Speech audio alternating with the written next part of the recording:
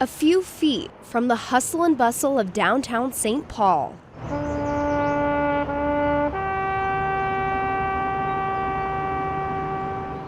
A much more solemn scene.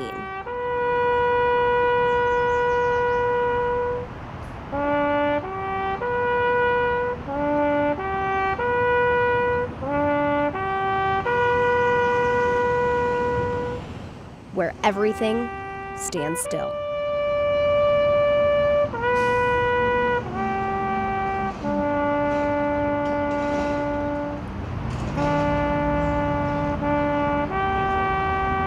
So May 15th was declared National Law Enforcement Memorial Day by John F. Kennedy well over 50 years ago. And today is the day that we come and pay tribute to the ones that have paid the ultimate sacrifice, lost their lives in the line of duty.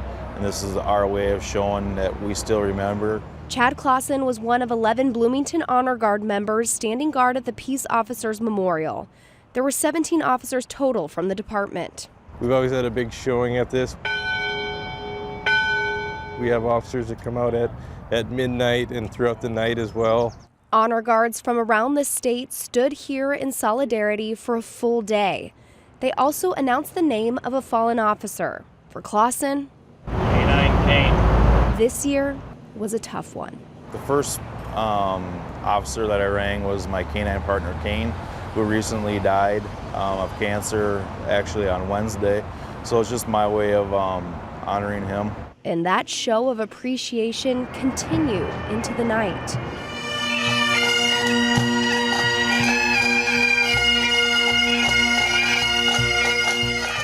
With a parade across the bridge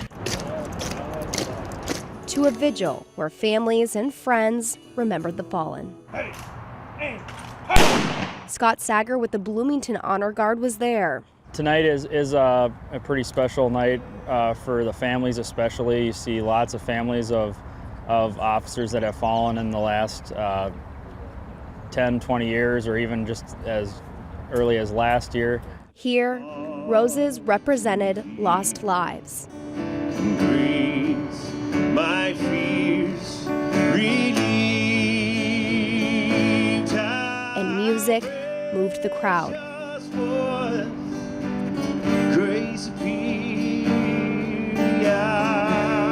I first believe.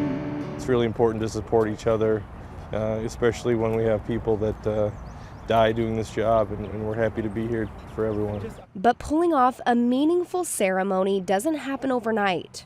Honor Guards practice until perfect. You go through Honor Guard Camp, which is up at Camp Ripley. It's 5 days, and you go down and you're doing, marching and learning, all the different techniques. We do train monthly as a group.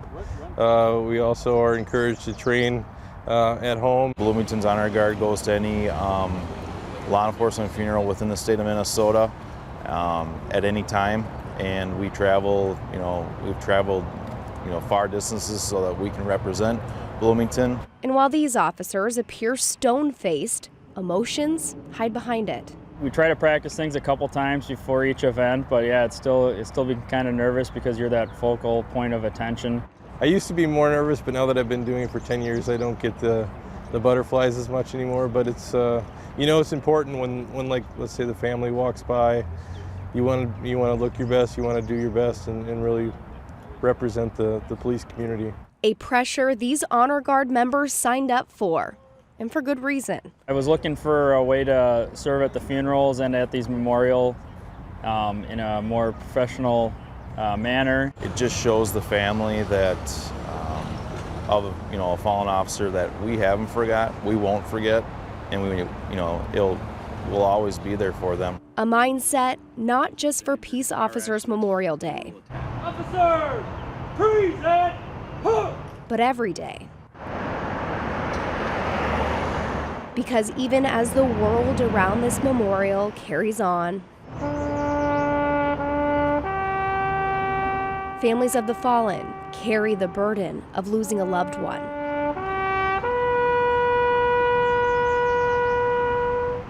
A weight they thankfully don't have to bear alone.